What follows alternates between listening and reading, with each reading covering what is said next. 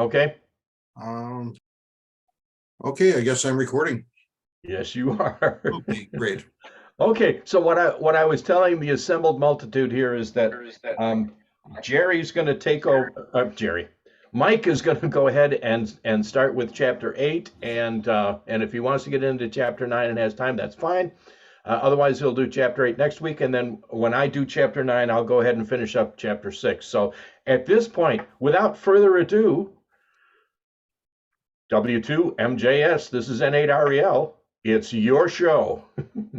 All righty. So I hope everybody had a great week this week. And this week we are, come on, switch screens on me. There we go. So this week we're going to be starting to talk about licensing regulations. Some of this stuff is a little dry and, it's booky stuff. It's not, necessarily building antennas but it's stuff you really do need to know. It's stuff that is going to keep you in line with the FCC.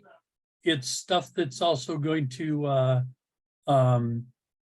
keep other hams from getting upset with you. Just keep things on the up and up. I'm going to pause for just a second. I want to close the door here.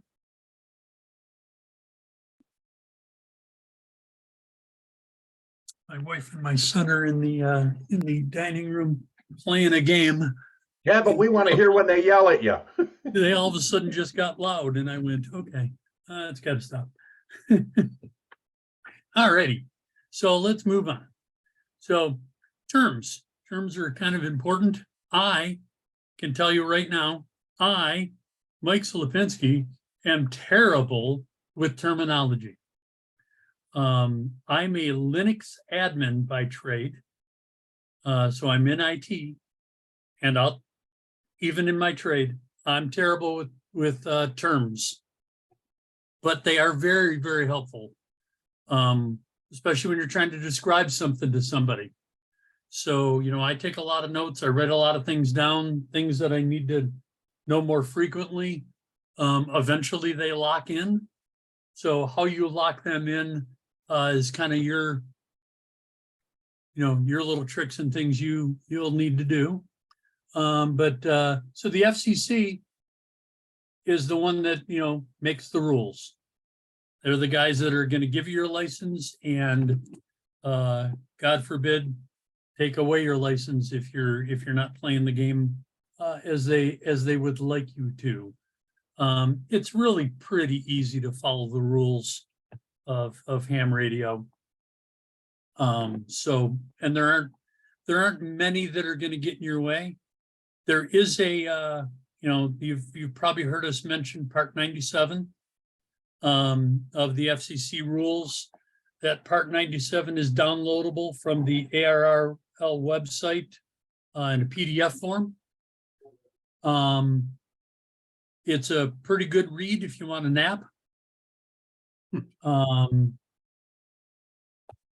I downloaded it because I thought I needed to, and I've read some of it, and some of it I haven't read. And every once in a while I'll go, hey, somebody said something about, and so I'll look it up. I have the PDF, so I got a place to look it up. So it just kind of helps you with figuring some stuff out. And let me just give a quick example of that. My call sign, W2MJS. We're going to talk about this in I'm not sure if it's in this section or if it's in 8. I think it's in section 8, but your call sign. The two really means I'm from like New York. But I wasn't smart enough to pay enough attention after, passing all my tests and getting my technician. And then a couple of years later, I got my general, and long history behind getting both of those, which I won't get into right now. And then after I got my general, I decided, well, I want a vanity. And so my call sign for Warren Cert was Cert 2. And so I said, hey, I think that's what I'm going to go with. See if I can get W2 MJS. MJS is my initials. Sure enough, I got it. A couple of months later, somebody asked, why two? Not New York or something? Are you from New York? It's like, what do you mean? So yeah, just forgetting about that. And so I have a vanity call sign that really puts me someplace else that you are allowed to get. You know, so if you don't want to, if you don't want to, you know, do something like that, you just got to pay a little attention when you want to get a vanity call sign. Read up on all this stuff. Read up what they say you can do and can't do. The ARRL website will help you with that, but we'll get into that when we get to there, I guess. Here's what I just talked about, Part 97 rules on the ARRL website. It's amateur radio is non-commercial. You are not allowed to get paid, okay? We, your teachers for this class, if you notice, there was no fee for this class. If you wanted a book, you could buy a book, but you're not buying it from us because we don't sell books. And you're not paying us to be teachers because hams aren't allowed to get paid. So if you want to get paid to be on the radio, that's a different license. And then you can go on WJR and be a DJ. So different license, we are non-commercial.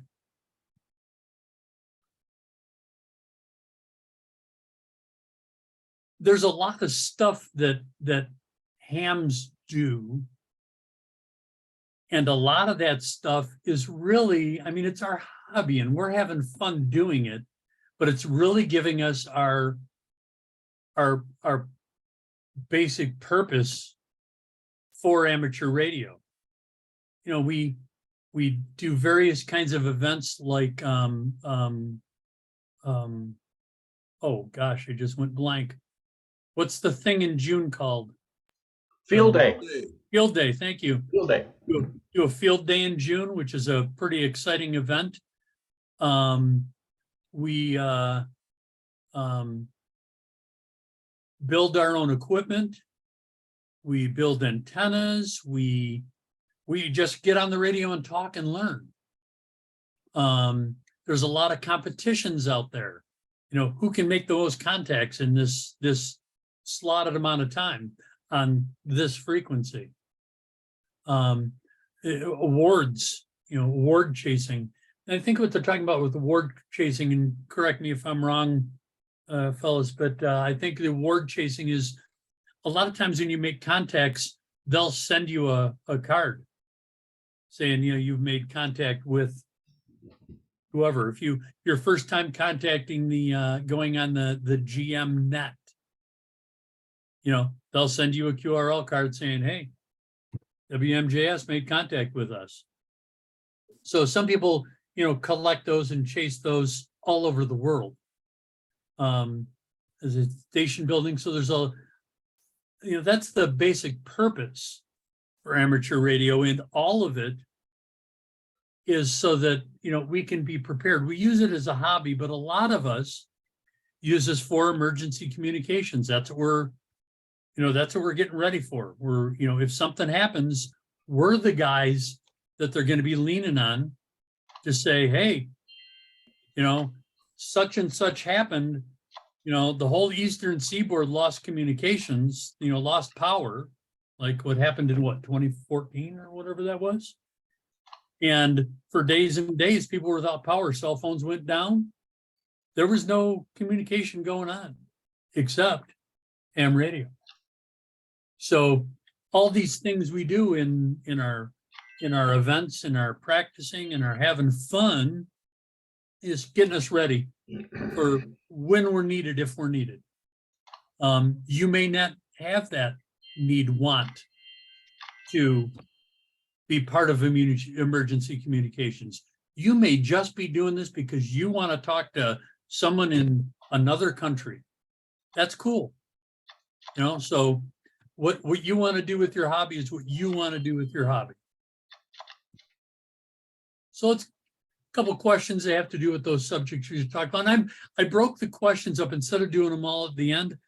I broke the questions up and put the questions at the end of each piece of subject matter so we could, kind of relate the questions to what we're talking about. So which agency regulates and enforces the rules for amateur radio in the United FCC. States? The FCC. FCC is correct. Which of the following is part of the basic purpose of amateur radio?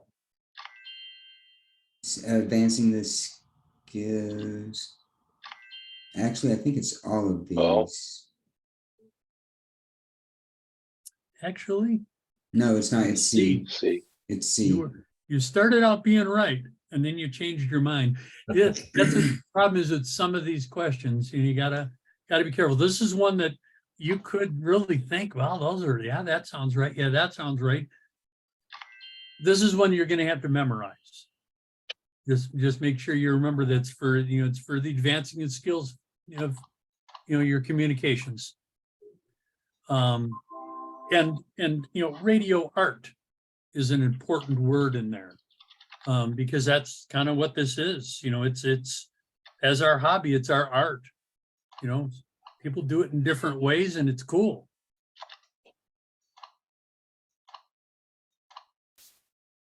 So types and classes of licenses. So an amateur radio's license consists of two parts. It's your operator's license and your station license. The one gives you the permission to operate, and the other authorizes you to have an amateur station.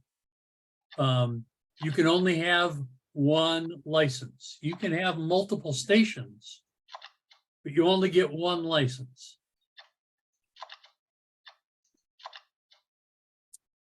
Currently, this has changed through the years, but currently we have 3 classes. You guys are working on your technician class license.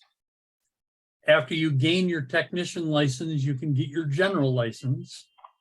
And then after you get your general license, you can get your amateur extra license. All 3 are a little bit up the notch a little bit, and each one gives you more bands to be able to operate on. Your license is valid anywhere in the world, but you have to kind of be careful, and we'll get into a little more of this in a few minutes. You have to be careful if you go into another country with your license, because you still have to follow their rules.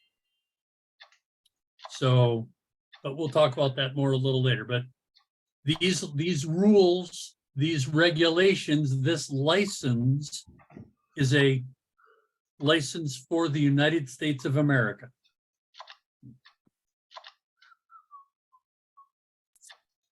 There can also be club. You can get a club that has a license of its own.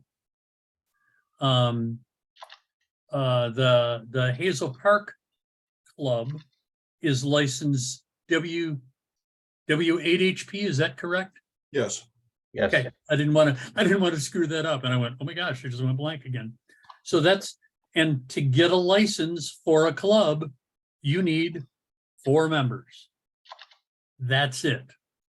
That's the only rules to having a license. You get 4 guys with licenses, and you can form a club. That club can be about whatever you want it to be. But that's all you need, 4 members. So here's a picture of a sample license. What a lot of people do, you can either get this in the mail and it'll come all folded up, or you can get it sent to you through email. And then when you print it out, it won't be folded. So if you want to put it in a frame, if hang it on your wall by your station, won't have creases in it, whether that matters to you or not. the top half of the license is the one that's, you should cut out and mount by your station. The bottom half you should cut out and you should keep in your wallet. Why would you want to keep that in your wallet? Well, let's just assume something happens and you're in a position to operate a radio during an emergency. You're not at home. You're somewhere else, but you want to help and you're in a place to help. And they say, hey, we got a radio here, but we got nobody to operate it. And you say, well, I got a license. They're not going to just take your word for it, or at least I wouldn't. I want to see your license. Show me, because I can't let you operate. I'm not going to let you operate a radio necessarily on your word. If you're just some guy off the street that said, yeah, I can do that. I can operate a radio. That's why you want to keep this with you. If you are operating a radio someplace and the FCC happens to be there and they want proof of who you are, you need to produce proof. Have it on you. So when you gain your license and you get it sent to you, just pop one in your wallet and pop one on your wall by your station, and you're ready to rock. Okay, Mike, can I just make a comment, please? Absolutely. Okay, FCC changed their rules a while ago. They do not send you a license anymore. So it's up to you to get an official copy. And if you want, you can, whether you're a member of ARRL or not, they have a very handsome certificate that, what an 8x10 certificate with the golden seal on it and all that sort of stuff. So you can use that to cover up a hole in your wall. Well, you can ask them to send it to you, can't you? No, they just don't. They'll give you a location, a website where you can retrieve your license. Make sure it's the official copy as it's shown there. But it's up to you to print it up. Gotcha. Okay. I had not realized that they stopped sending. Yes. Thank you. Thank you for pointing that out.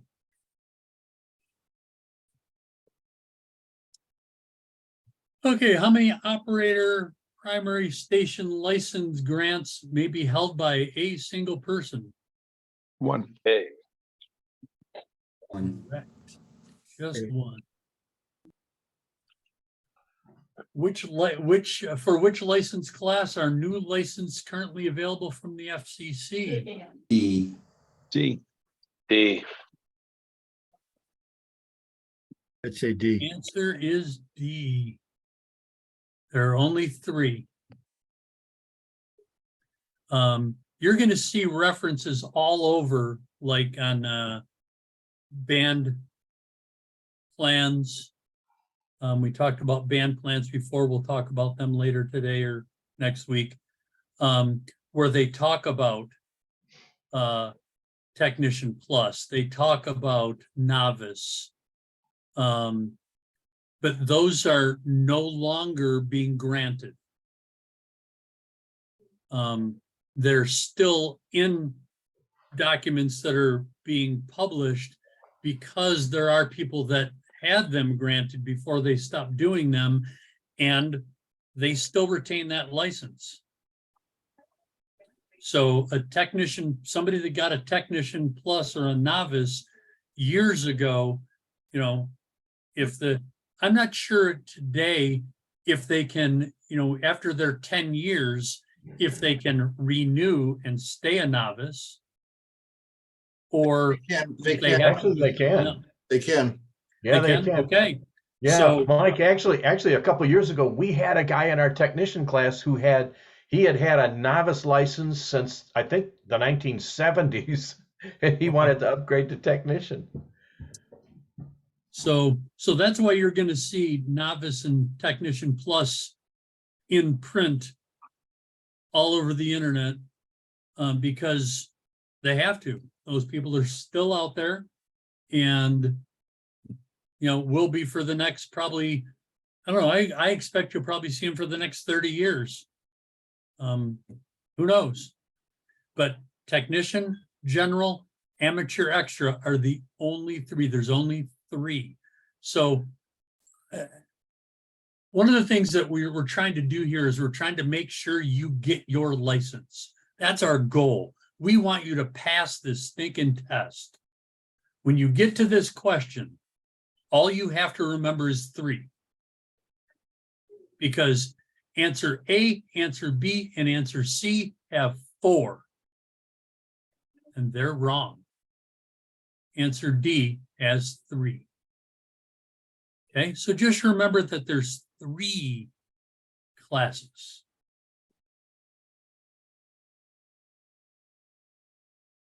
Which of the following is a requirement for issuance of a club station license grant? Club B, the club must have 4 members. That is correct.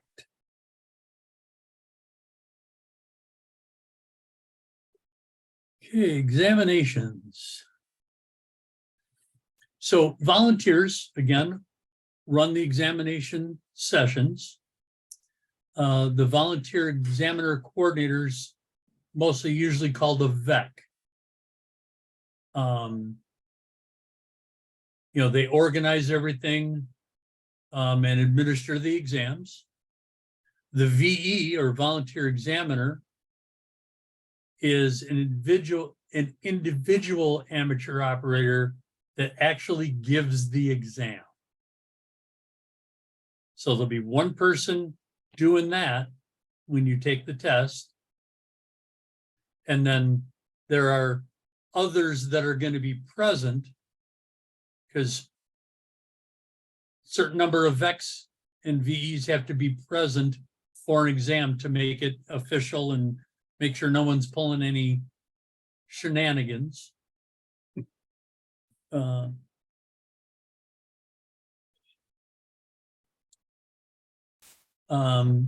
refer to them as the exams as elements.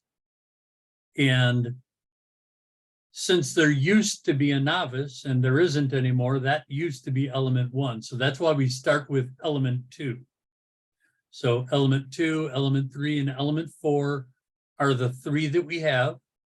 For general and technician, they'll ask you 35 questions, and you need to get 26 of those, or 75%, to be right. And for the extra exam, it's a little bit more difficult. There's 50 questions you need to answer and 37 correct to pass, again, 75%.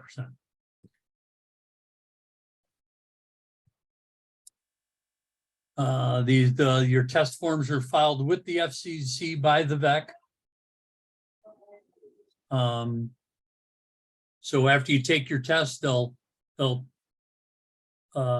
grade it, let you know right then and there whether you passed or not. And if you pass, they will then take all your stuff and send it on to the FCC. And then you have to wait. We'll probably talk more about this. So if we do, if this comes up again later, but I think this is the only place it talks. You on test night, you take your test and you pass your test. You cannot go home and transmit. You cannot transmit until your license shows up in the FCC database. Okay, and the easiest way to find your license is, I just Google, because I can never remember the URL, so I just Google FCC license search.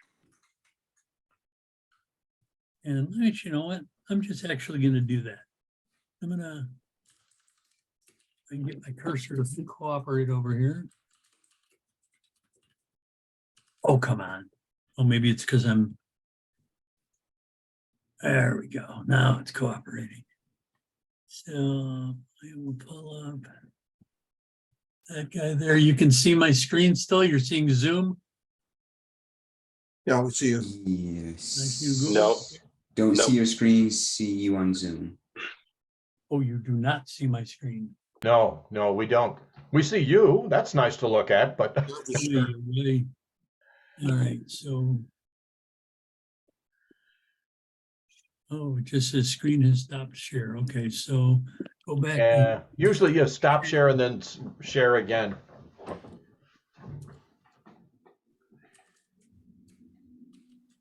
all right. Let me know when you can see the Google screen. Now we can see Google. All right, so I do a FCC license.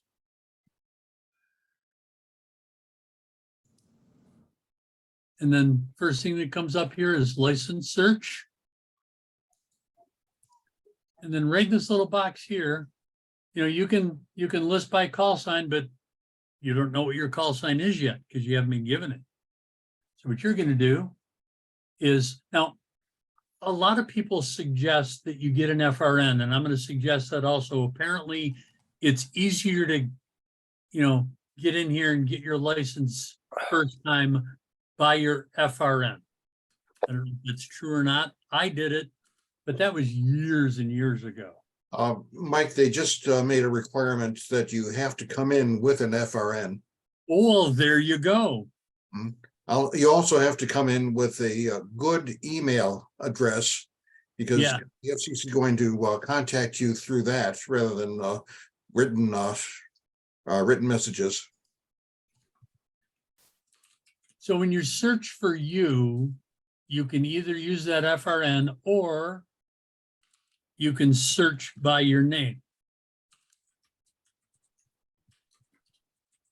And that's the format: last name, comma, first name.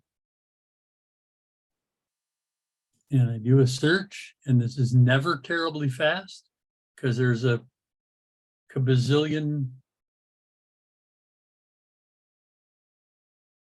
names in here. And when you search for your name, if it doesn't find you, it'll say nothing found. It'll actually tell you, I didn't find anything. So you'll know you're not in there yet. KD8 VDZ, Victor Delta Zulu, that was my initial call sign. And W2MJS is my current call sign, my vanity call sign. You know, and you click on your, when it comes up, you click on your name and it'll tell you. Actually, let me go back to here, to my initial. Okay, so you go into here and there, as soon as you get in here and you see that, you can start transmitting. So power your radio up and go to town.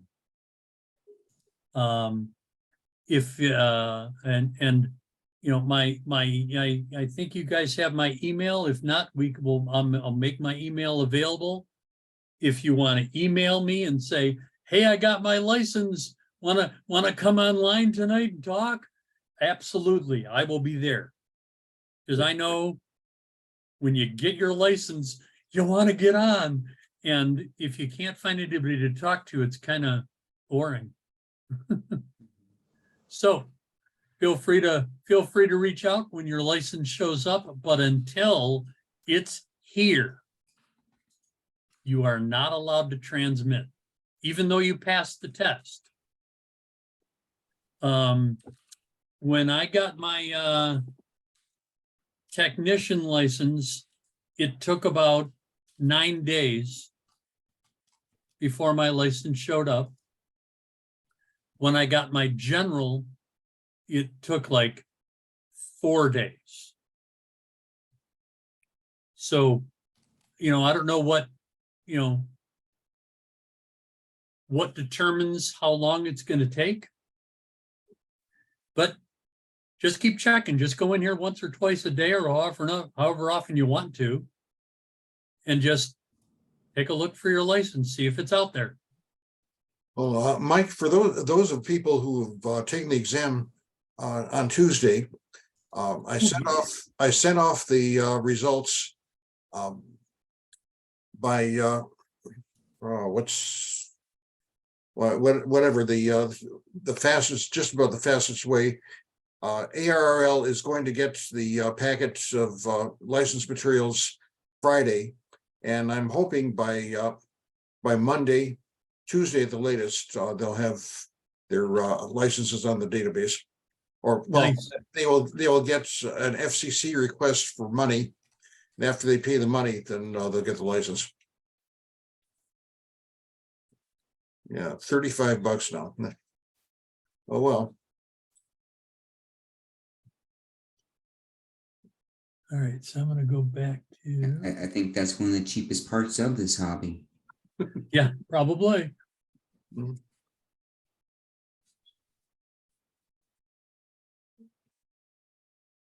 All right, so we back to examinations here on my screen? Yep. You're there. Excellent, excellent. All right, so let's see. Cover that, did that.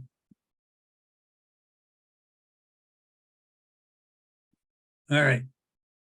So let me get this thing. I got a bar in my screen here. All right. Now it's out of my way. What proves that the FCC has issued an operator primary license grant? C. Oh, yeah. C. That is correct. C. A license date. Let's go. There we go.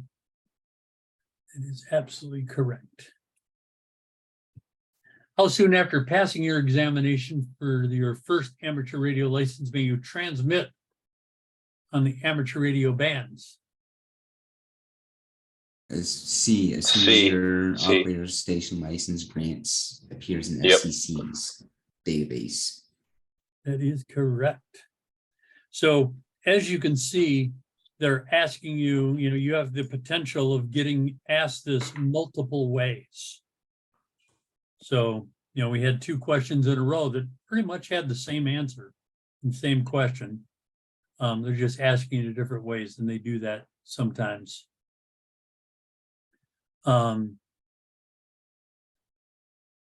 We had talked about, and part of these, part of us trying to help you to pass the test. When you look at these questions, you want to, if you're unsure, the first thing you want to do is eliminate what you know isn't true. And we just told you the FCC does not send you your license anymore. So you're not going to get it in the mail. You already know D is wrong. That eliminates that one without, any question at all.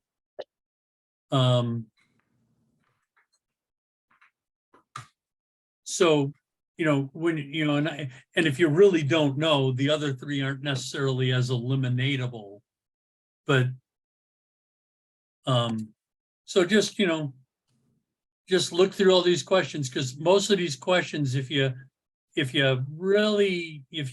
got an inkling, you can eliminate 1 or 2 for sure. And then you're down to 50-50 shot if you're not sure anymore. Those 2 are really bogus. I know that ain't going to be. I think we have some questions about frequencies, and we'll worry about that when we get to that. Okay, term of your license renewal. Your license is good for 10 years. At the end of 10 years, you don't need to retest. You just need to renew it, which is really kind of a cool thing, because after 10 years, in some people's cases, they haven't been using it much, and now they just started using it. I'm one of those people. When I got my original license like 8 years ago, I only used it a couple times a year for, Warren Cert activities. So I wasn't on the radio talking. I wasn't building antennas. I wasn't building my station.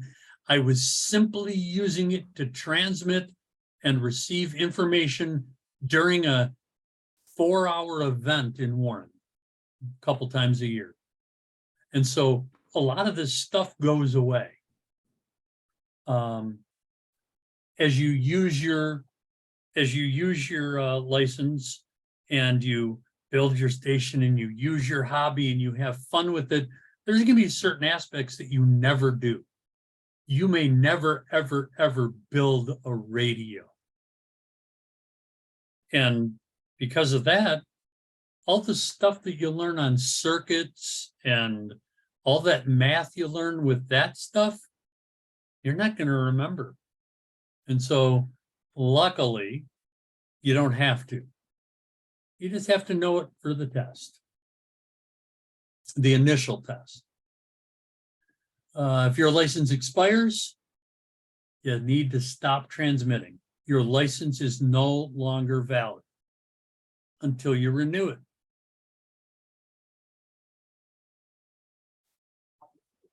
When your license expires, you got 2 years to renew it.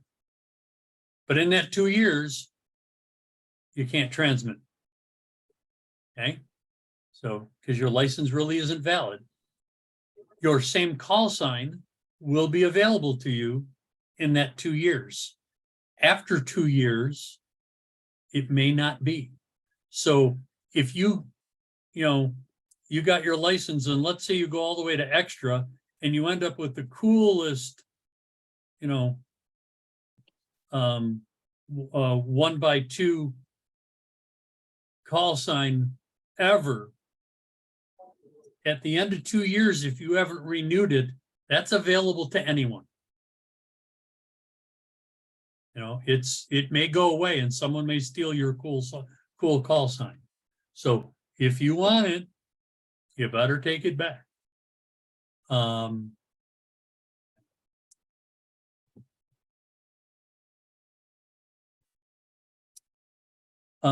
Exam locations, we've talked about that a little bit already, so I'm not gonna, there's a ARL site where you can find an exam.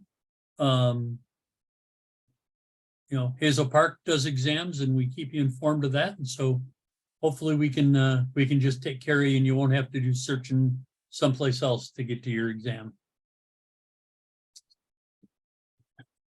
Well, Mike, Yes, sir. we only do it every other month. And if someone feels that they're ready for another, there are other clubs in the area. USICA or the Red Cross up in Mount Clemens, downriver, Motor City has license. If you go a little to the west, South Lyon has them. So there are some available, so you don't have to wait the 2 months for us to get back to ours. And that's true. I hadn't considered the fact that we only do it, every 2 months. So that's a very good point. So yeah. And along those same points, you can go here and you can search, or there's people in the club that keep track of this. Different people keep track of different things, and it's just part of the hobby. It's something that they like to do. They like to know where exams are going on at. And so you can go to this site and look, or you can ask us. We can help you out. When you come to your exam, you need 2 forms of ID. One of them must be a photo ID. And oh yeah, here it is. You need your FRN. To get your FRN, you need to go to this site. So make sure you get that. Maybe I should put that in the chat. Does anybody need this? Should I put this in the chat so you can copy it?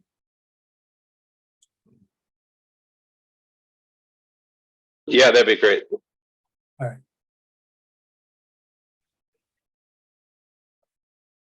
Oh. Can't do it while I'm in it like that.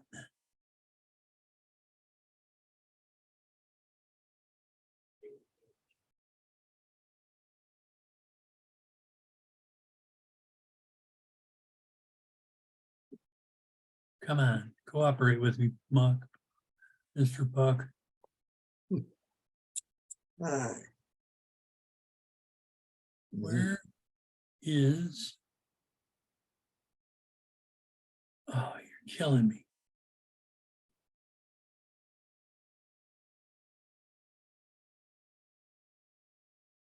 I have lost my screen that has this whole meeting on it.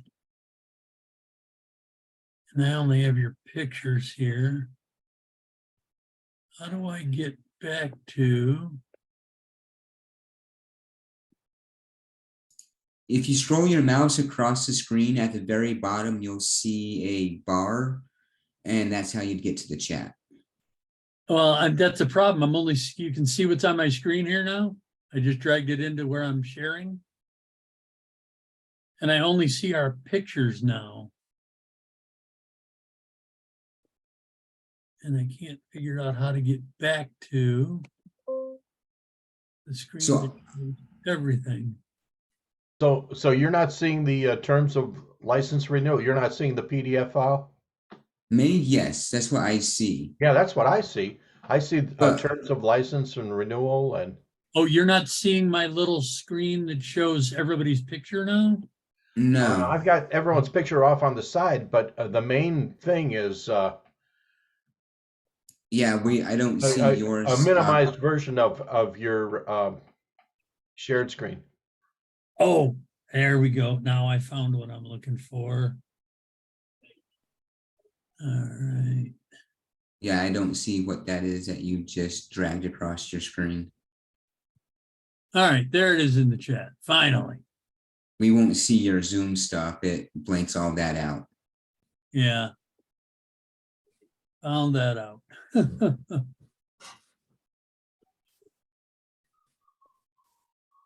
All right, so back to this bad boy here.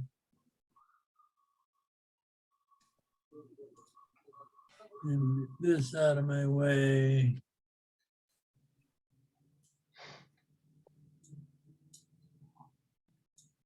All right, what's the normal term of an FCC license? 10 years. 10 years.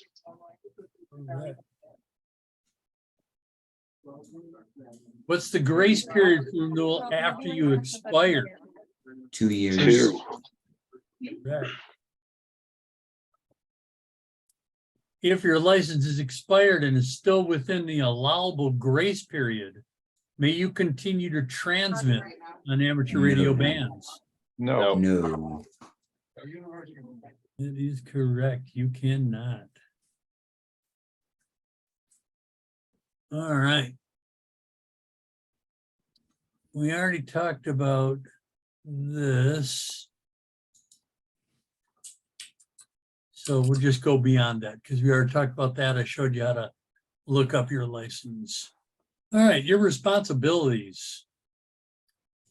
The FCC requires you to provide and maintain a valid current mailing and email address. If you do not keep that in their database and they try to reach you and they can't, they can suspend or revoke your license. You're obligated to make your station available for inspection upon request of the FCC representative. And keep your license available. That's why I and they suggest that you like we said a few minutes ago, you can cover up a hole in your wall with it. Or you can get the personal license laminated and keep it in your wallet. That way it Yeah. won't wear out. Yep. Okay, what happens if the FCC is unable to reach you by email?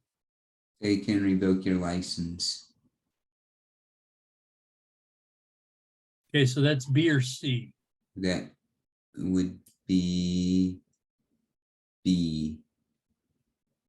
C. B is correct. B is correct.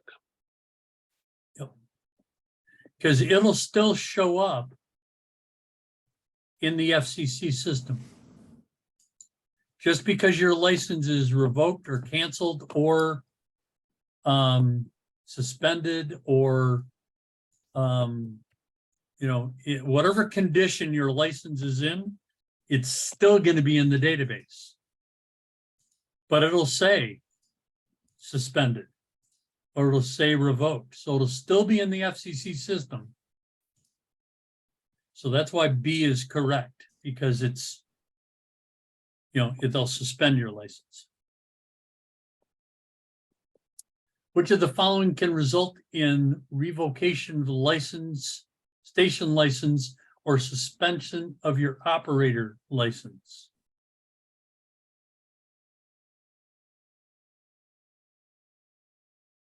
B, failure to B. provide and maintain correct email address with the FCC.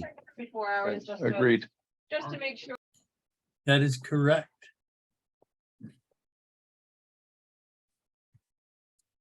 Okay, bans and privileges. So we showed you a band plan a couple weeks ago. I'm going to show you a slightly different version of that. One of the things we said when we showed you that band plan is that, it's guidelines, but it's not guidelines where you can transmit. The rules are you are allowed to transmit on certain bands and not allowed to transmit on others.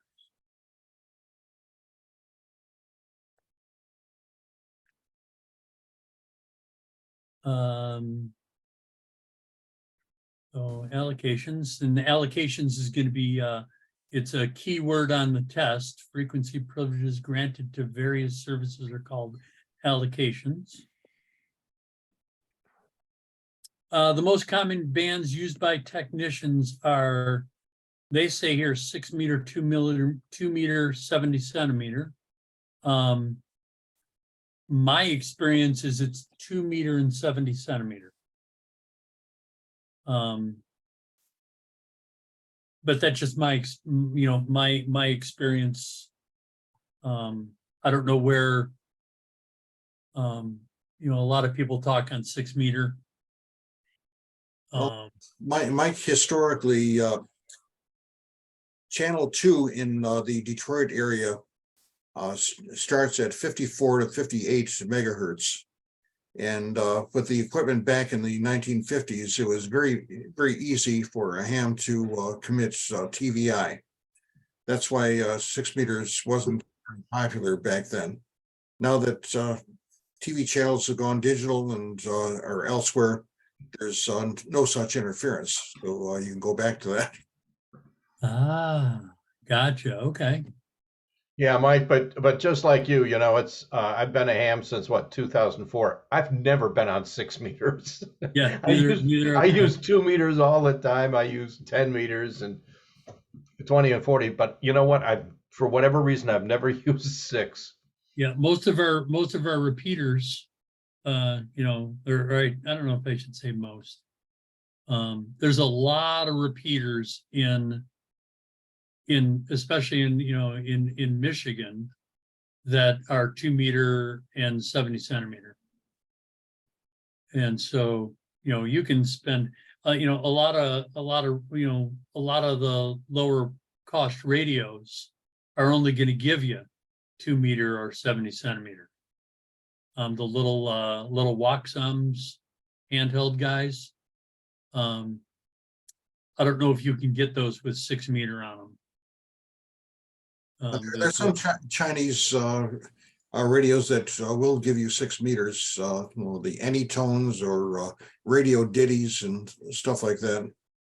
Gotcha. Yeah, the ones that I've owned have only been 2 meter and 70. So, and that's another thing to throw out there. Pay attention when you're buying. Look at the price of this little Waxum and go, cool, I'm going to buy this, and then find out that you can't use it. Because either A, you don't have, license for it, or if it's a base station, do you have antennas for it? You know, and you know, if you already have a 2 meter and a 70 centimeter radio that you're using and you're trying to upgrade, you know, should pay attention to what the radio can do and get what you need and get what you want. You know, plan for the future, but don't get caught with, you know, uh-oh, what did I do? It was a good price, but now I can't use it. So I have a question regarding that. Yeah. I got a quad band radio, but I couldn't find a good quad band antenna. So I got a 70 centimeter, 2 meter antenna. So can I just not go on the 6 meter and 10 meter and be fine with the radio and antenna system? Oh, yeah. Okay, that's what I kind of thought.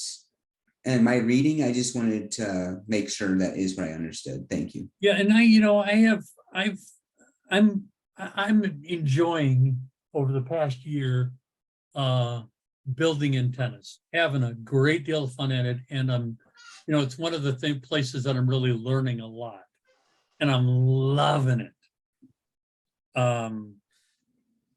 In my learning and in my YouTubing and in my talking to members of the Hazel Park Club, there are a lot of opinions between a lot of hams. You know, some hams are going to tell you, you know, you don't want to ever waste a dime on a vertical antenna. And some hams are going to tell you, I've been using nothing but vertical antennas for the 15 years that I've been a ham and loving it, not had any problem.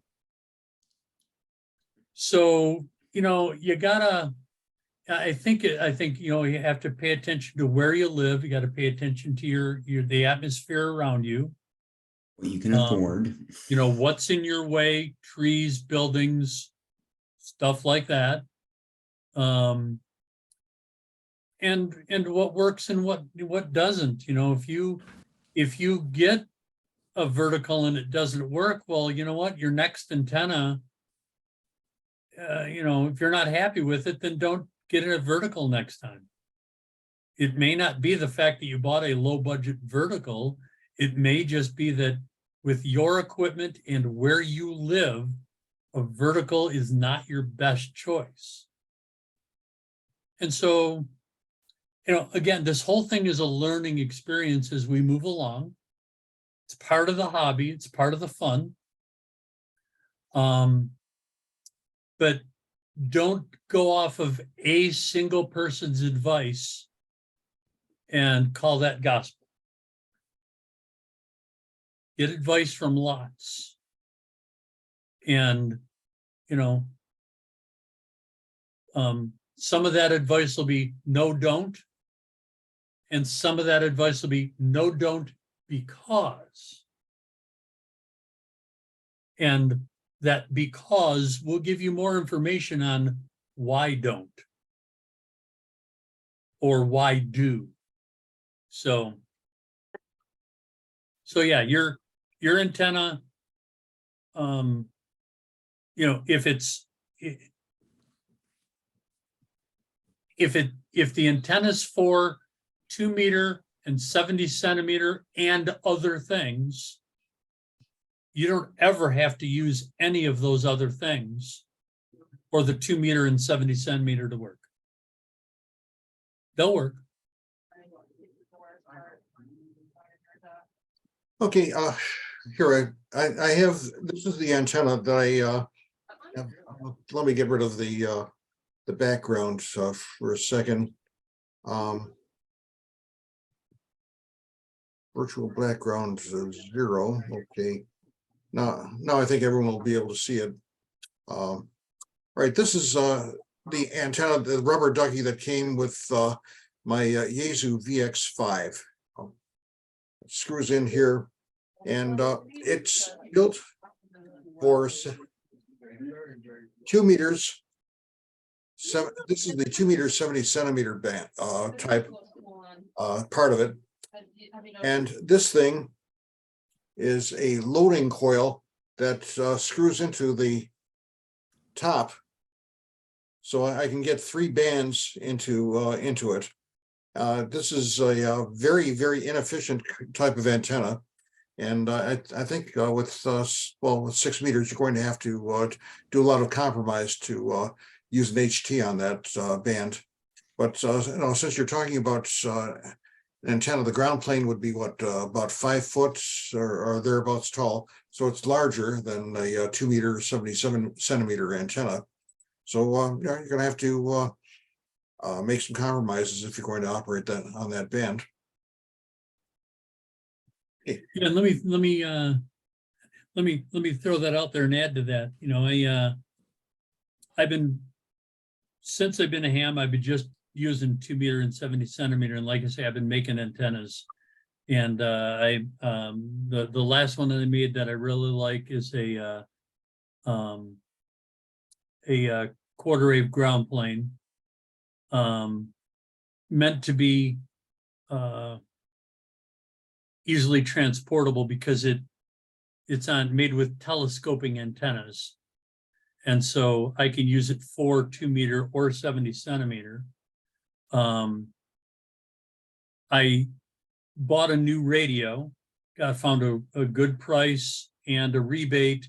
And so I said, well, time to get it. So I got, an ICOM 7300, and I don't have any antennas for any of those HF bands.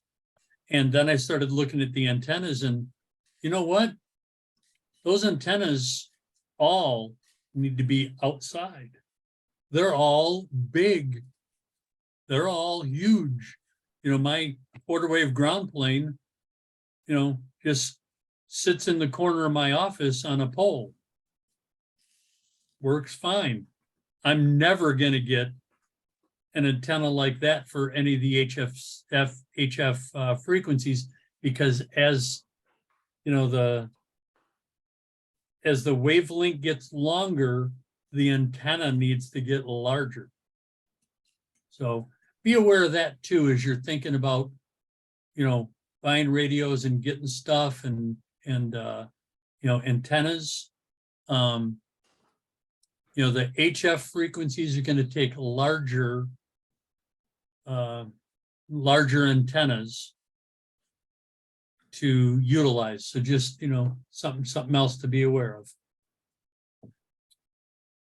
So we talked about band plans before. And these kind of look like band plans. They're the same kind of format, same kind of look, same kind of smell to them. But this is basically telling you where you can. And so these are the frequencies that, as a technician, you have privileges to be on.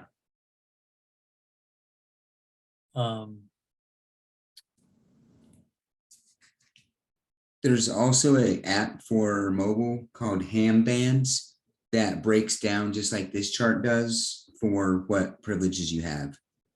Yeah, if there's anyone's interested.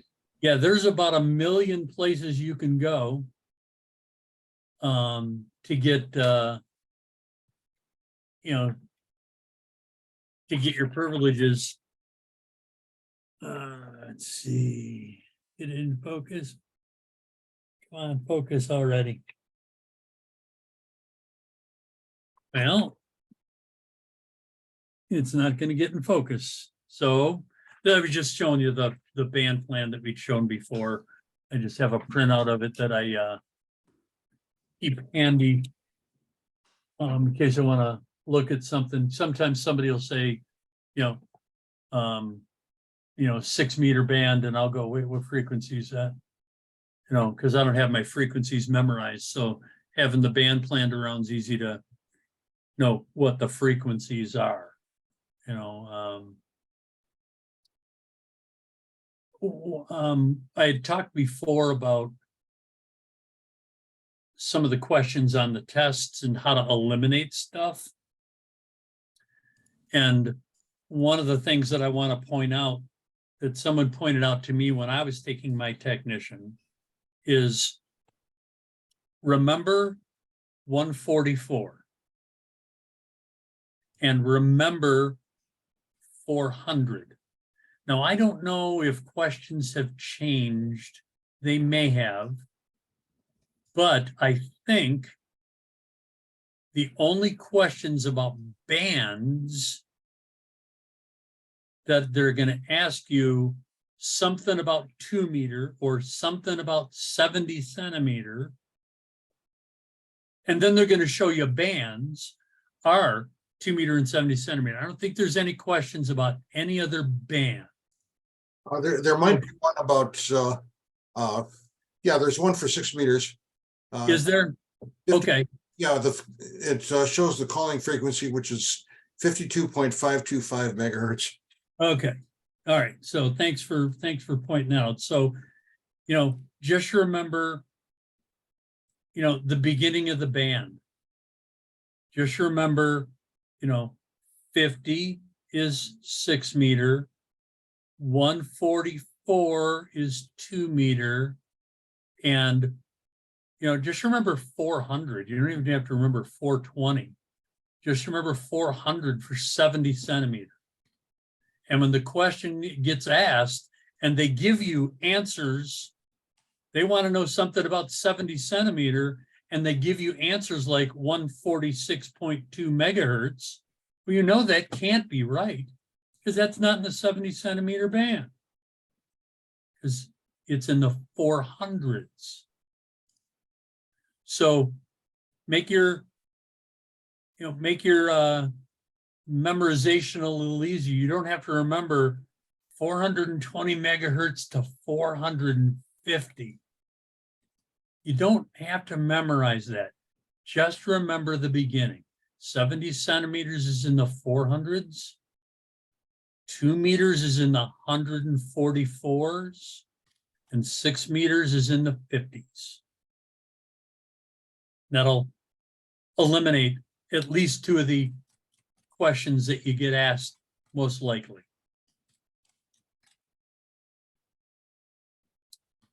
All right. So there's hundreds of bands and dozens. Did we already go over this? Did I go the wrong way?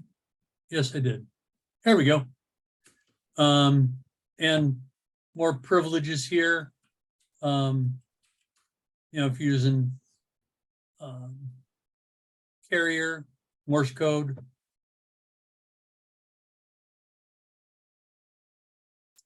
All right. Which of the following frequency ranges are available for phone operation by technician license?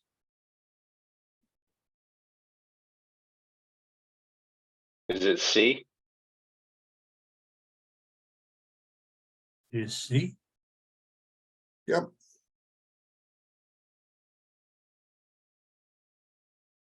Which frequency is in the 6 meter amateur band? Oh, yep, there you go. B 52.5. Yep. So Yeah. like I'd said before, if you just remember 50, 6 meters in the 50s. Yep. You eliminate everything.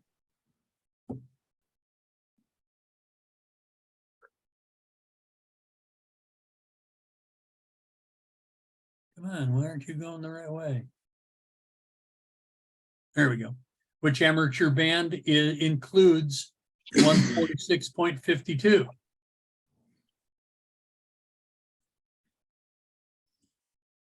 D. 2 meter D. That is correct. Which frequency is in the 6 meter amateur band? I think you went Oh, backwards. wait, I again. went backwards. Darn it. All right, got my finger in the right spot now. Which of the HF bands does technician class operator have phone privileges? B 10 meter only. That is correct.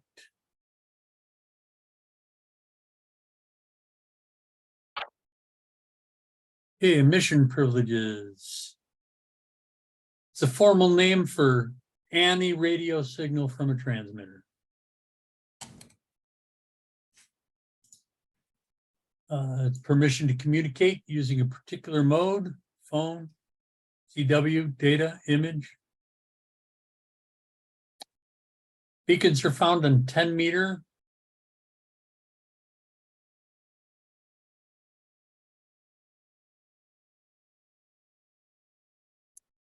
Okay, how many amateurs use the 219 to 220 megahertz segment of the 1.25 meter band?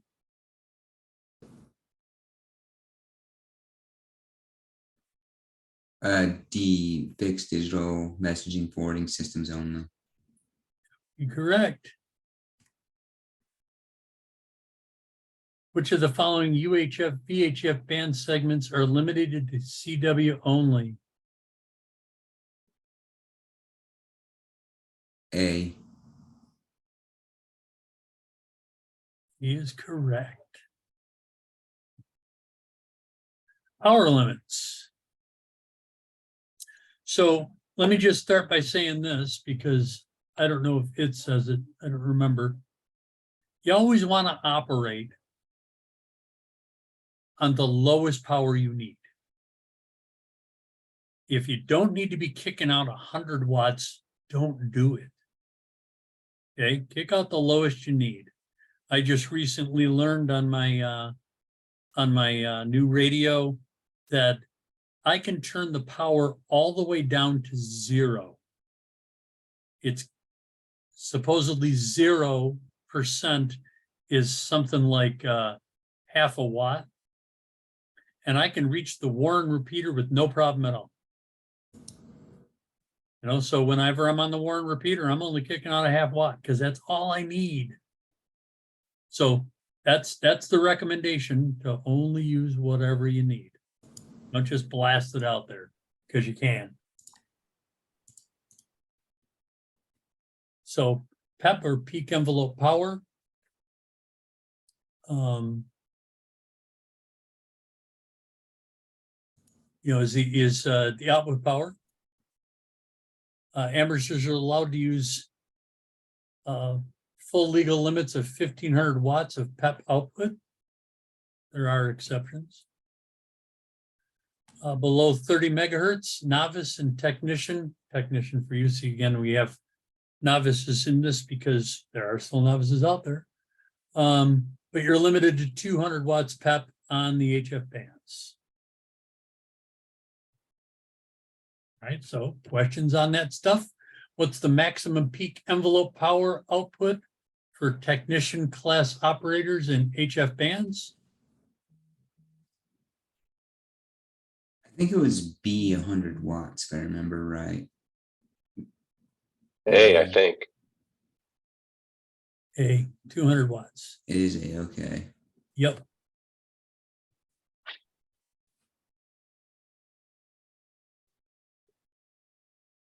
Except for some specific restrictions, what is the maximum peak envelope power output for technician class operators in frequencies above 30 megahertz? 1,500 watts. Yeah, D. 1,500.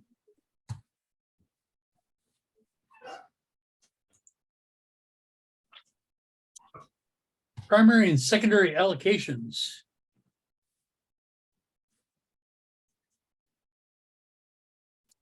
Okay, so many amateur bands are exclusively allocated to hams. In other words, you know, the professional radio station cannot use our bands. The airport cannot use our bands. Only us hams, you know, get these allocations.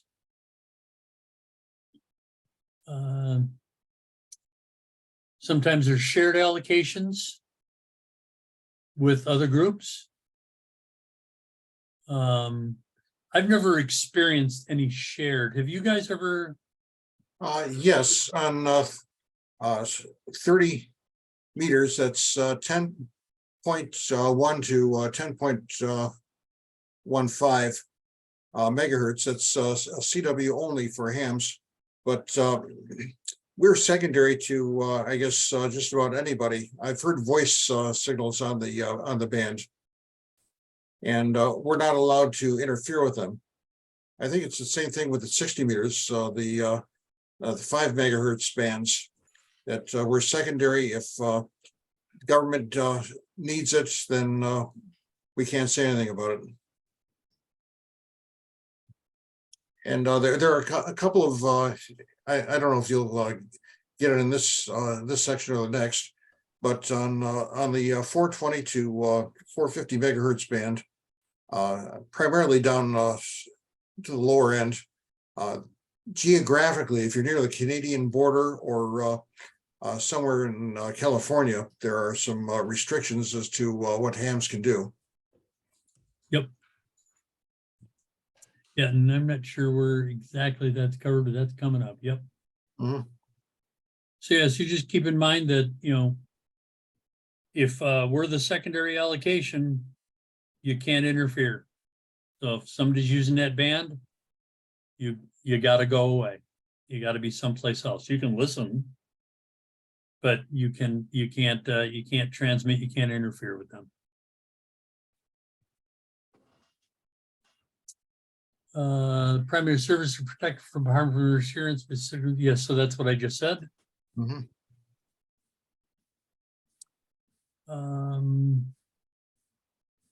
And if you want to really dig into, you know, the rule of frequency sharing, you know, the part 97.303 covers it in great detail.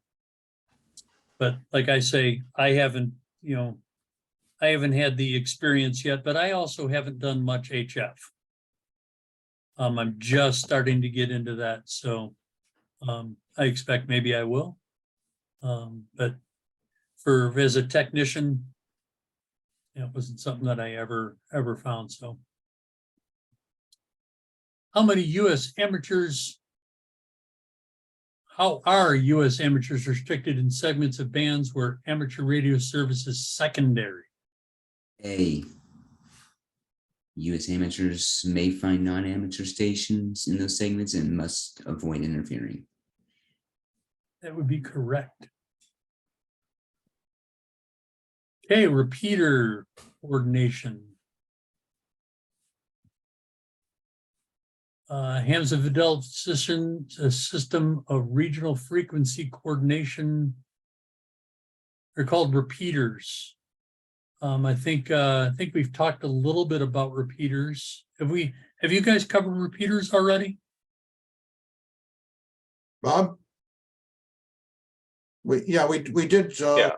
did some on that, what, two? We did start covering repeaters, but I don't remember whether I got into linked. Oh, yeah, I got into linked repeaters a little bit with Echolink and IRLP. Okay.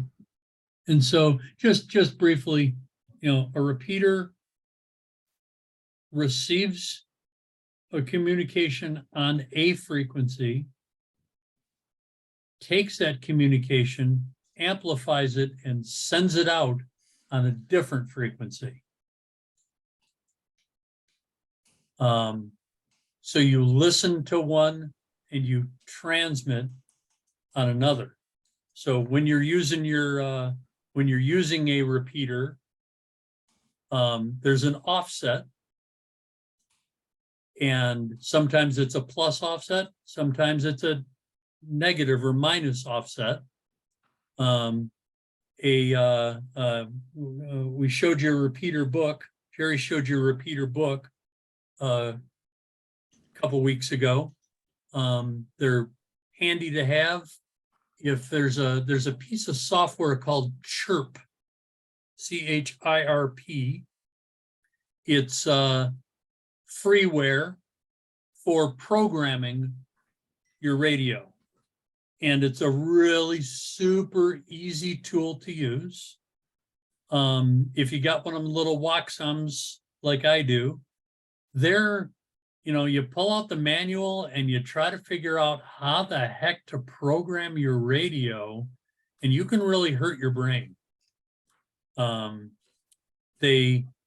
manual, and my expectation is one of two things. Either somebody in China wrote it with their limited English ability, or someone in China wrote the manual and then somebody translated it, and the translation has lost things. Mike, your audio's down a little bit. Did Oh. your microphone go off or something? No, not that I'm aware of. Can you hear me? Yeah, We can hear you, but very, very low volume.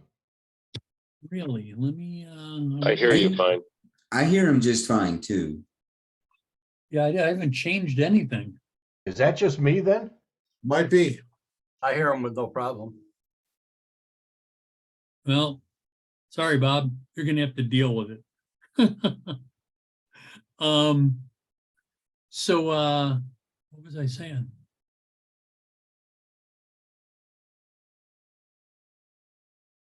Okay. Now we're talking about repeater books and Chirp software and Oh, yeah, Chirp software. So someone suggested Chirp software to me, and I have programmed radios for probably 30 different people now. It's really super easy to use. There's some glitches that have been happening lately because Windows thinks it's smarter than you are. And so it wants to update drivers. And that's been causing problems with programming cables and Chirp. But I've worked my way around that. But my point in that is, even if you're not using it for programming, within Chirp, you can get all the information you need about repeaters by county or by radius. You can put in a zip code and say 100 miles, and it'll give you all the repeaters within 100 miles of that zip code. Or you can say, give me all the Wayne County repeaters on the 2-meter band. And it'll list out all the repeaters and give you all the particulars, so you know if it's a positive or negative offset. You know whether it needs a tone or not, and what that tone frequency is. And most of them need a tone. So you hit the repeater, it here's what you have to say, and it pushes it out someplace else. And so that's probably all you really need to know right now about repeaters. Bob was covering it before, and I think he's got more to go on it. And so we'll, instead of covering it twice, we'll just cover what this talks about and go on from there. Already talked about that.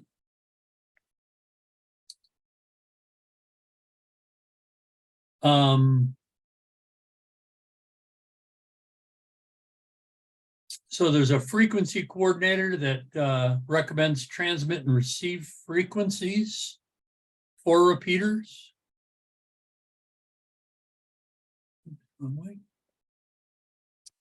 The frequency coordinator representatives are selected by local or regional amateurs whose stations are eligible to be repeater stations. So if you want to put up a repeater, as a ham, you can go through all the stuff to do it, and they're going to help you out with frequency. Uncoordinated repeaters are strongly discouraged because they often cause interference. So if you're putting up a repeater, you'll want to use a frequency coordinator.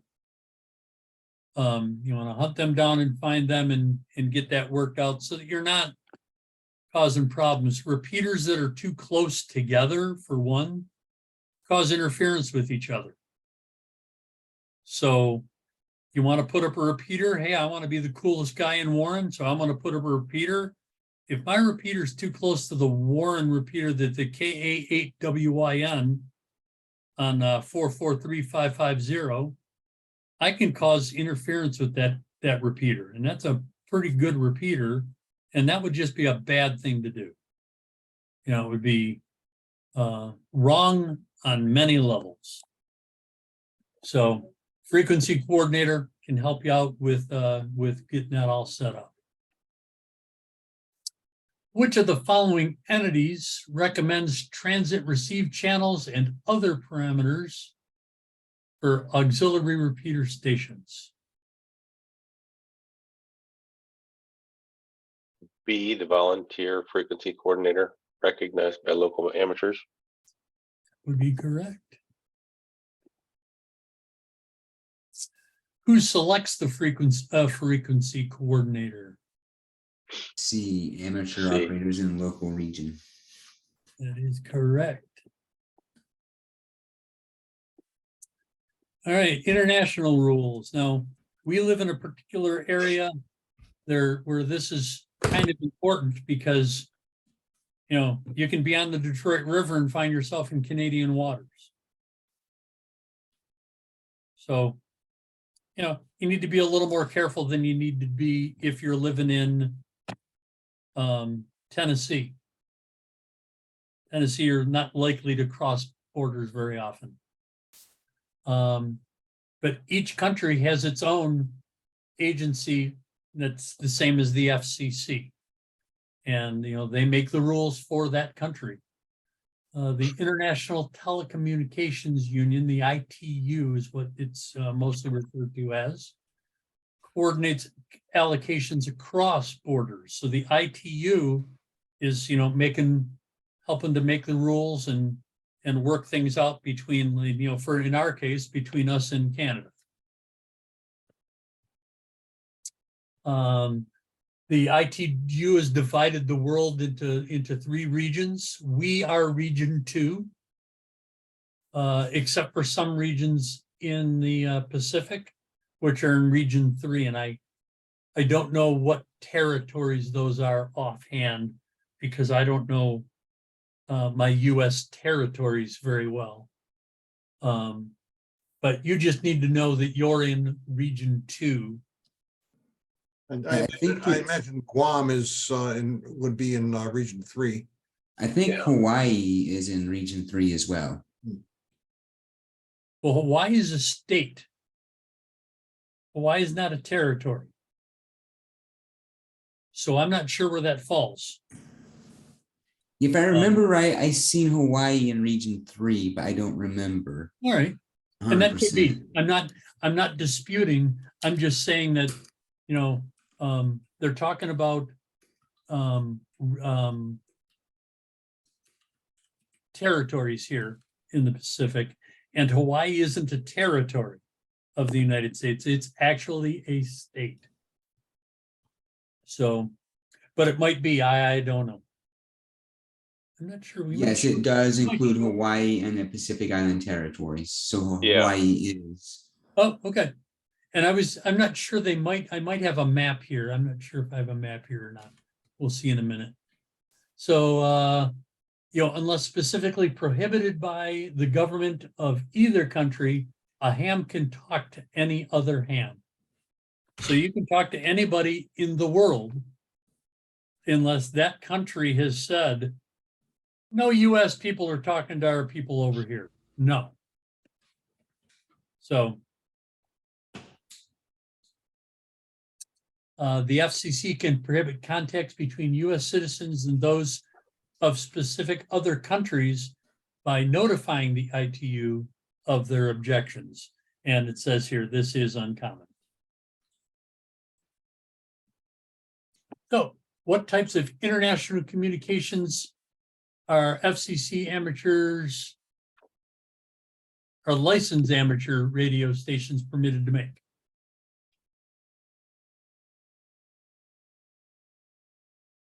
A, communications in the purpose of amateur radio and service and remarks of a personal character. That would be correct.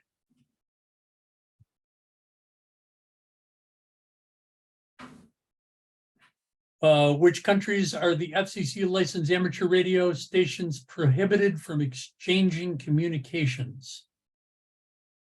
A, any country whose administration has notified the International Telecommunication Union that it objects such communications. That is correct. It's the ITU one. So if you just remember, it's the ITU, the International Telecommunications Union, the ITU. If you remember that the ITU makes these international rules, then you can easily eliminate the other three without really reading them. Because none of the other three say ITU. They are ARRL and IARU. So just to help you out with getting that one right easily. Mike, I usually asked students the following question. Fellow approached me, said his brother-in-law is doing business with the North Korean government, and he needs some prices on switches for, I don't know, nuclear bombs or something like that. And he paid me $500 if I would contact North Korean station and give him the prices. How many rules am I violating? Holy cow. I do that. Well, I don't think you can speak to North Korea. That's one. And you're doing business. Right, exactly. So yeah, so you gotta, that's a good valid point for bringing up when we're talking the rules. It can't be paid. So if someone's trying to pay you to do something with your radio, you're not professional. So can't do it. And then you got to pay attention to where they're asking you to communicate. If someone's asking you to communicate, there's got to be a reason why they can't communicate. So always good to start out leery when someone asks you a question like that. We got cell phones. Someone can pick up a cell phone and call North Korea probably easier than you can reach someone in North Korea on your ham radio. So there's got to be a reason why they are coming to you. Speaking of cell phones, there's Yeah. a cell phone that's just coming out that has amateur bands in it that you can communicate on with a rubber ducky antenna that comes with the phone. I haven't heard about those. Yeah, I just seen it last night on YouTube. Someone was reviewing it. It's got the 2 meter and 70 centimeter on the phone, and you can put your SIM card in it and make regular cell phone calls. But you have to switch it between modes. You can't do both at the same time. Okay. Gotcha. That's We crazy. we can look up the penalties that the FCC exacts on operating Yeah. an illegal amateur station. Yeah. Just be careful with just be careful if someone asks you to do something like Jerry talked about, Well, there's before you also- do it, make sure all your I's are dotted and T's are crossed, because it's not them who is going to get fined or get your license revoked or go to jail. It's you who did the transmitting, who's responsible.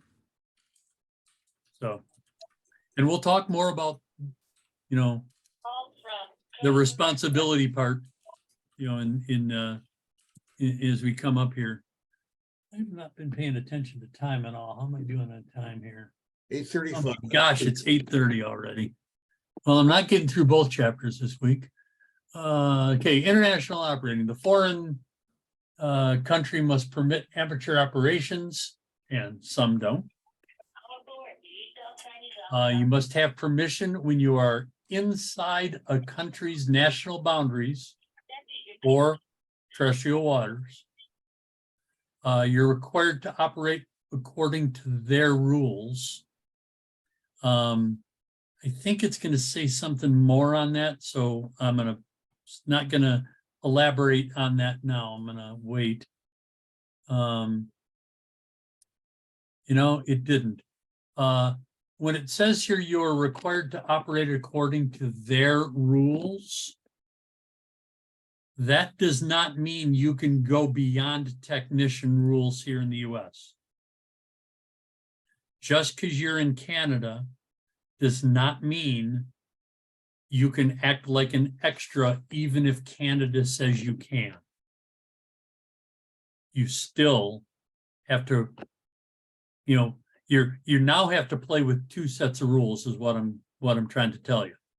Okay, so you have to follow Canadian rules, which are going to be different than ours, but you can't exceed US rules at the same time. All right, so you may operate on any vessel or craft that is documented or registered in the United States. If the vessel's in territorial waters, regulations of the host country or the vessel's registry both apply. So from which of the following locations may an FCC licensed amateur transmit? D, from any vessel or craft located in international waters and documented or registered in the United States. Yo. Call signs. So we talked about my faux pas. I'm working on my extra, and I'm going to change my my call sign because I'm frankly embarrassed that I'm W2 now that I know that the 2 means not Michigan. So I want to get the 8 in there. We'll show a map in a few minutes of those regions, but call sign's important because it's who you are. So let's take the call sign apart into pieces here. There's a prefix, 1 or 2 letters. So in my case, the prefix is W. And then there's a suffix, which is 1 to 3 letters. And then there's something in between that. When they, let me see what this shows here. Vanity call signs. So it's not, so I think it's coming up on a screen. Oh, right here in the middle of the screen under format.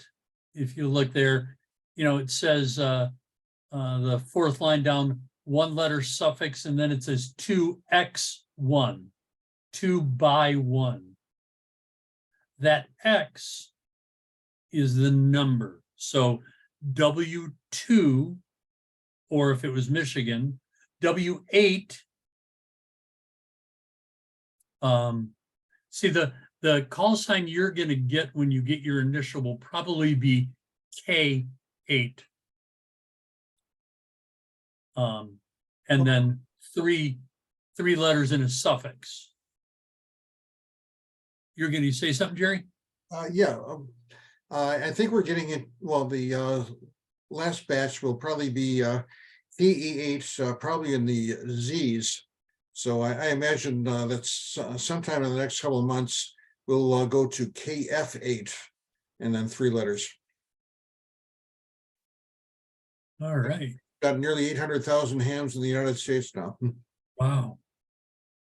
So yeah, so my initial one was KA8. No, KE8. I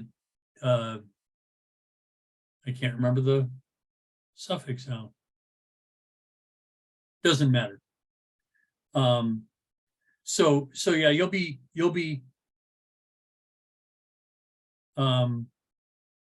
K, you might be KE or you might be KF, like Jerry said, depending on how many get their license by the time you get yours.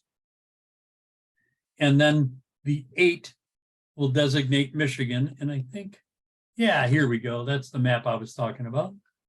So you can see the country is broken up, by where you live.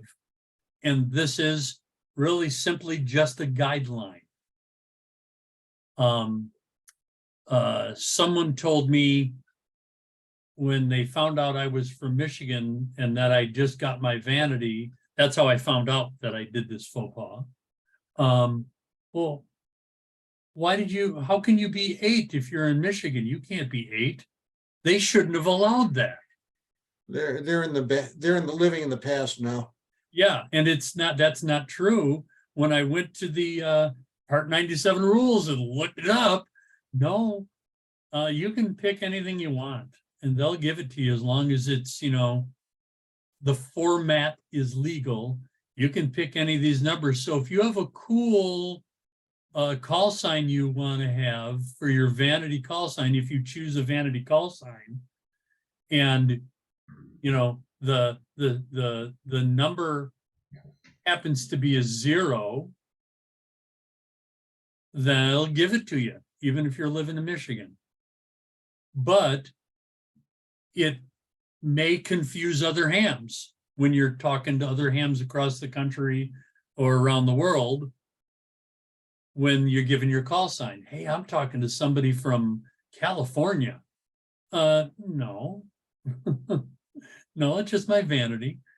So you might want to stick with the 8, but you don't have to. It's all your call on what you want to do, but they're going to give you, an 8 to start out with. There are different groups of call signs that you're allowed to pick from. As a,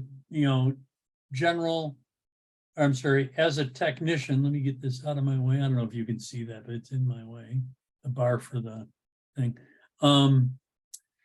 As a technician, you can be Group C or Group D. And, they're going to give you a 2x3. So it'll start with a K. There'll be another letter, and then 8, and then 3 letters following it. And that's what the 2x3 means. At any time after you get your license, you can get a vanity call sign.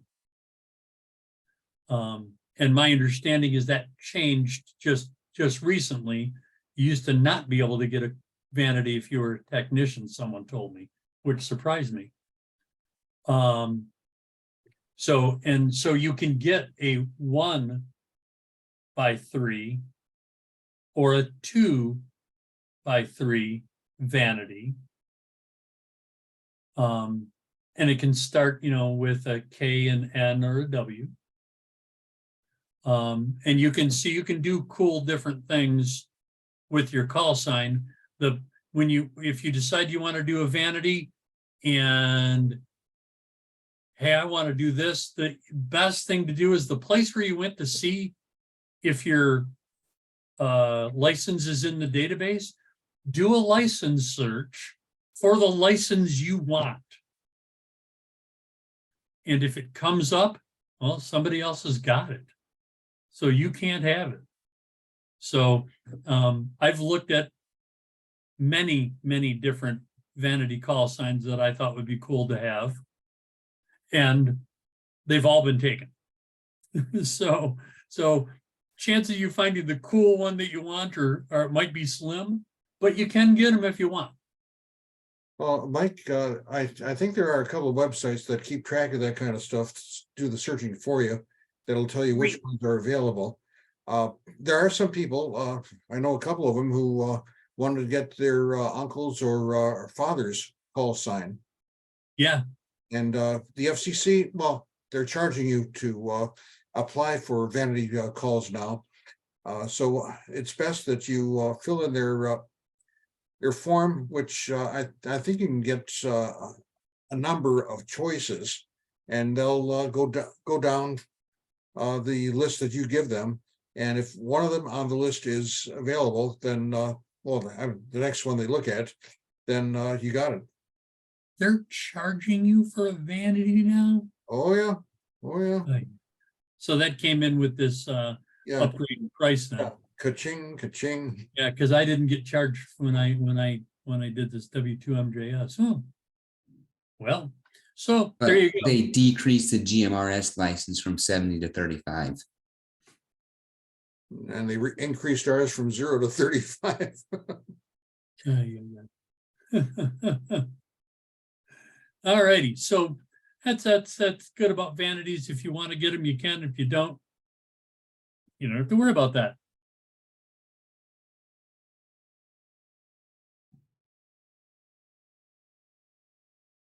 Oh, and just a couple of quick things. So, as you're talking to people, and if you're trying to pay attention to that, I keep a little log of anytime I make a contact of, and there's no real rules for logs.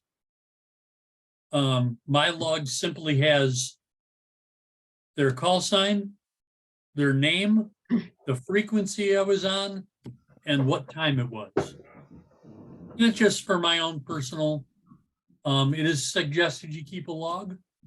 But when you're looking at somebody's call sign, and you see, that they're a PR or a KP4, oh, wow, they're Puerto Rico. If they're AK, they're Alaska.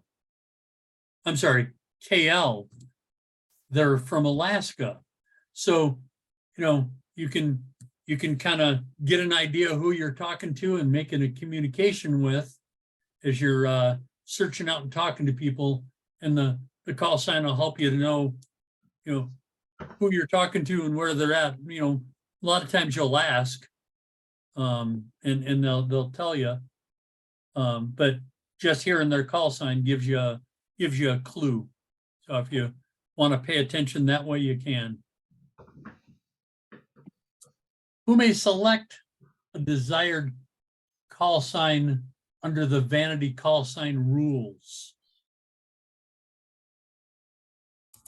Any licensed amateur, D. Agreed. Would be correct. Which of the following is a valid technician call sign? D, all of these choices are correct. Nope. Hey, Nope. The other ones are not. They're 2, not 3. We have to have a 3. Yep. And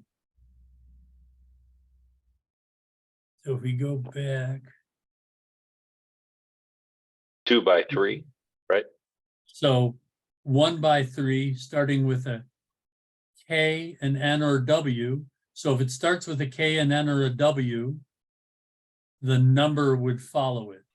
So K8 and 3 numbers. Or it has to have the 2 numbers and then 2 characters in the number and the 3 following it. So if we go back to here, we can see that these 2 don't fit in those rules. Only this one does.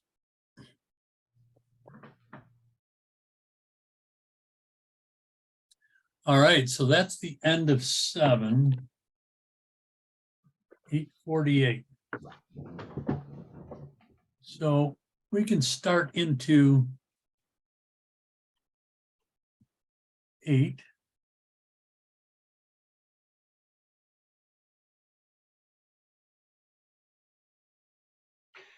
Mike, are you sure you want to? Because Well, I you're know only you're gonna, thinking you're about only that going to have one, about too. 10 minutes. Yeah, that's what I was wondering, with only 10 minutes left, should I really start this? So, and hearing you ask the question, Bob, makes me go, no. Yeah, it's your call. I wouldn't, but it's your call. Yeah, I don't think I'm going to. I don't think it's the best idea, because then when I get back into it, I'm gonna want to review. Exactly. And so why review and take that time again when we can just, so does anybody have any questions of what we covered that we can elaborate on? Did anything that I talked about today make you go, huh? Yeah, I've got a question regarding repeaters and programming. When you're talking about programming, are you programming to hit the repeaters? Is that the purpose of programming? Well, when you program your radio, you're actually, putting something into your memory. Usually. You can go to a frequency, and then you can, do what you need to do because different radios do it different ways. So you can do what you need to do to give it a tone, and you can also do what you need to do to give it an offset. But if you don't save it in your memory, and if you have a knob that changes your frequency, you bump that knob just a little bit and all those settings are gone. So that's Hal, why programming is usually referred to putting it in your memory. And that locks in, your offset and your tone, so that the next time you want to go to that station, you just say, memory number 42 or memory number 3, and it pulls, has the tone, has the offset and everything, and you're ready to transmit and receive. the best thing about programming is that using one of the programming things, it lets you set up all those parameters using your laptop and then just importing it into your radio. So all the settings are into your radio, and it's easy. I find it's easier to do it on the laptop with a larger keyboard than it is to try and do it on, especially if you're programming a handheld, because those are just a little box, and the letters are usually shared. So one little key might have MNO or JKL, whereas it's easier to type all this stuff into your laptop, and then with the cable and the software, import that then into your radio. Yeah, and every radio that I'm aware of, this may not be true for every radio, but every radio that I'm aware of has programming cables and software for their company for that radio. They will charge you for it, but they all have it. Or you can buy the programming cable, which I got one right here, and this just plugs into my radio. This end plugs into the back of the radio, and this end plugs into the computer. This is just a straight USB. And then I use the Chirp software, which is free. And it's almost like, so with the Chirp software, which is what I use mostly, you can use the Chirp software to create an Excel-like file. And I say Excel-like because it's really not, it's not an XLS file. It's really a text file. But you can create that but you can type just like in Excel. So like Bob's saying, it's so much easier to program your radio in Excel and then just dump all that stuff into your radio in one shot. And then you have all the frequencies you want to use all set up for you. And I usually, when I, have a little cheat sheet, excuse me, and it just lets me remember, because I'm too old to remember, I have, 65 different things in memory. Well, what's number 61? or which one of those is, the Livonia repeater, or the Hazel Park repeater, or the Warren repeater. So I have a little cheat sheet telling me which memory is which. And then I just, use that radios, whichever radio control, because they're all a little different for selecting your memory and say memory number 5, boop, I'm on that station now. Or on that frequency now, I mean. Actually, some of the radios have a call it an alphanumeric display, so you can put LIVO for Livonia or HZLPK for Hazel Park or something of that sort. So it helps your memory too. Yeah. Yep. Yeah, and some of them are pretty terrible. Yeah. They allow you 6 characters, and so it's kind of hard to give a description. They leave you enough for pretty much enough for a call sign for the description. So you got to come up with your own system sometimes. That's how the Kenwood was for me. I was only allowed either 6 or 7 characters. Mhm. And so, well, you figure it out. My ICOM, on the other hand, lets me type sentences. For my one, maybe not sentences. I can at least type Hazel Park. Hmm.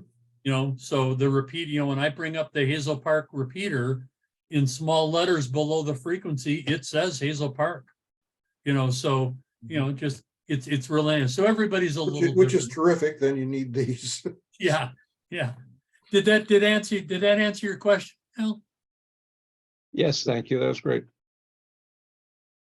Any other questions?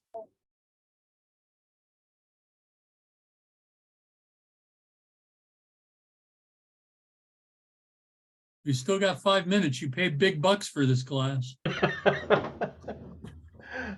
Hey, it was a good session tonight. Good session. Yes, thank you, guys. Okay. Yeah. All right. Well, if we're got no more Maiden questions voyage or there, anything. Rob. Good maiden voyage there, Mike. Yeah, thank you. All right. Thank you. Well, if that's it, then I'll wish you all well. 73s to everybody. Have a great night. We'll see you next week. Thank you. Bye-bye. Keep healing, Hal. Thank you.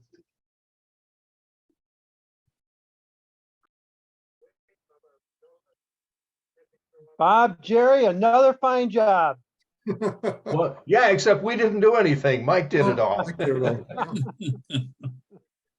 Oh, wow. So you okay, Bob? Did I, You did fine. It's like what's funny is that these chapters 6, 7, 8, and 9. It's kind of a good news, bad news thing, because on the one hand, the subject matter is fairly easy, but on the other hand, it's very difficult to make it sexy. Because you ain't kidding. really, because the chapter I love doing is chapter 4, propagation, and chapter 2 I like too, which is signals, but and they're easy to make fun, and I like them also because they're not that technical, whereas chapters 3 and 5, which Jerry Jerry usually does, those are fairly heavy technical, but you get to 6, 7, 8, and 9, and it's all just stuff you got to memorize. Yeah. It's like the one question is like, how many members must there be to have a club? Well, you either know it or you don't, because you can't figure out the number 4 for it's. Well, I was And, thinking of- and it's in all these little facts in these last chapters, they're all isolated, so you can't hardly even tie them together very much, right, so. right. And that's what that's part of the frustration that I had. Exactly. I decided to just break the pieces up and put the questions in between instead of all at the end, because Yeah. I can't tie it together and they just kind of ram up against each other. And it's, I need to, Right. how do I go transition from one to another? Oh my God. So, that's why I decided to put the questions between, Yeah. instead of just leaving them at the end. Ay, ay, ay. Yeah. Right. Yeah, but some of these questions on these tests are just, make me laugh. On the extra exam, you may, well, you guys may or may not have had this question. I don't know if this is a new question or an old question, but one of the questions that you potentially can get asked for extra is, what percentage do you need to pass the exam? I kid you not. It's in the questions. Oh, my. Now, what is the purpose of that, Yeah, I know. other than to give you one right? Yeah, right, exactly. Yeah, Like Yeah, the that's- center of a bingo card. Yeah, yeah. So, Oh, wow. Anyways, that's great.